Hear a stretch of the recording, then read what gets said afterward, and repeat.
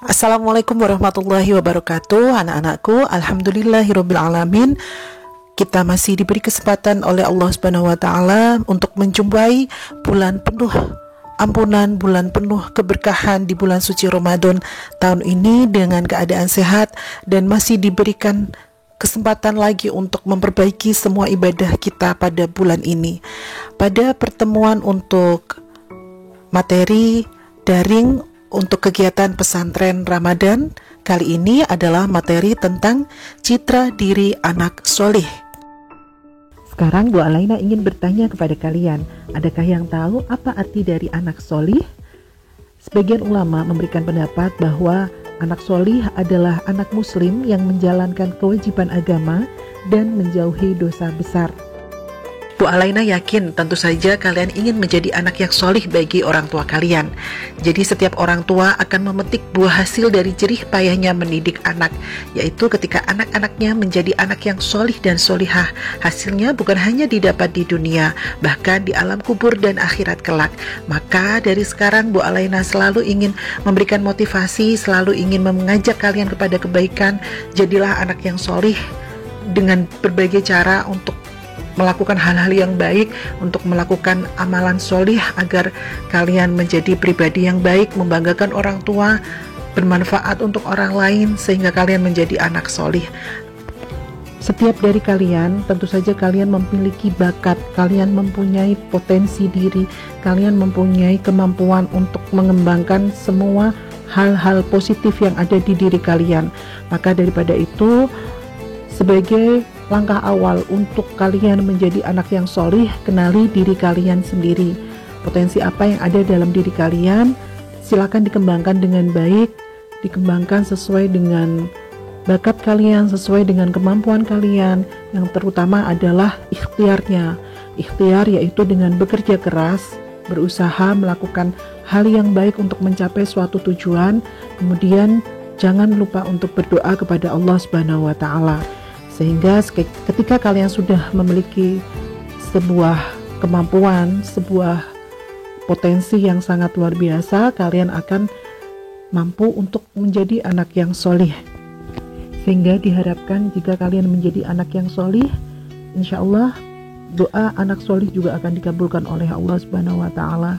Kemudian ditambahkan umur yang barokah untuk orang tua kalian, untuk kalian, diangkat derajatnya di sisi Allah Subhanahu wa taala, seperti hadis yang diriwayatkan oleh Imam Bukhari bahwa Rasulullah Shallallahu alaihi wasallam juga menerangkan bahwa setelah meninggal dunia, derajat orang masih bisa diangkat. Si mayit yang merasa diangkat derajatnya terkejut dan berkata, "Ya Allah, apa ini?" Maka akan dijawab, "Itu karena anakmu selalu memintakan ampun untukmu." Jadi jadilah anak yang solih agar kalian bisa mengangkat derajat orang tua kalian di sisi Allah Subhanahu wa taala. Kemudian anak solih yang selalu menjaga nama baik keluarga. Anak solih tentu akan menjaga nama baik keluarga, terutama orang tua. Ketika keluarganya mempunyai masalah, maka ia akan mencari solusi dan merahasiakan aib itu dari orang lain. Jangankan untuk mencemarkan nama baik keluarga, berkata "ah" saja, ia tidak akan berani kepada orang tuanya. Itulah gambaran bahwa pentingnya kalian untuk menghormati orang tua kalian. Jadilah anak yang selalu menuruti setiap nasihat orang tua, terutama nasihat yang baik. Jadilah anak solih yang meringankan beban orang tua. Anak yang solih yang tentu saja akan berusaha meringankan permasalahan yang dihadapi orang tua. Anak solih yang akan tahu diri dan bisa menempatkan segala sesuatu pada tempatnya, bukan malah membebani orang tua seperti yang kita dengar di media massa, di mana banyak anak yang tega menganiaya orang tuanya karena tidak dituruti kemauannya. Bahkan beberapa kasus ada anak yang tega membunuh orang tuanya. Dan berikut ini anak-anakku adalah ciri-ciri dari anak solih yang menurut Al-Quran dan Al-Hadis. Ciri-ciri anak solih yang pertama yaitu memandang orang tua dengan pandangan penuh cinta, penuh kasih dan gembira. Kemudian ciri-ciri anak solih yang kedua yaitu bersikap lemah lembut dan ucapan yang baik, seperti yang dijelaskan dalam surat Al-Isra ayat 23 dan 24. Kemudian Imam Al-Bukhari menjelaskan tentang firman Allah di atas bahwa tunduklah kepada ibu bapakmu seperti seorang hamba kepada majikannya yang keras dan ganas. Janganlah kau berjalan di depannya, jangan duduk sebelum dia duduk, jangan kau panggil dengan namanya, dan jangan kau memancing amarahnya. Suatu saat ketika Rasulullah SAW sedang berada di Madinah, ibu susuannya datang mengetuk pintu rumahnya. Dengan segala hormat beliau mempersilahkan ibunya masuk, dan sorban yang melilit di kepala dilepaskan dan dihamparkan untuk alas duduk ibunya. 3, yaitu meminta izin sebelum masuk ke kamarnya.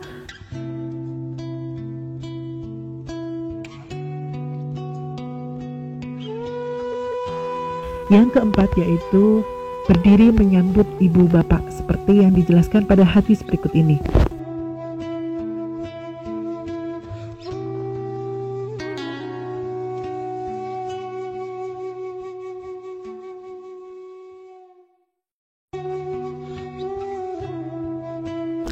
Yang kelima, mendoakan ibu bapak. Di antara doa yang diajarkan Allah Subhanahu wa taala untuk orang tua adalah di Quran surat Al-Isra ayat 24 dan Quran surat Al-Mu'min ayat 8.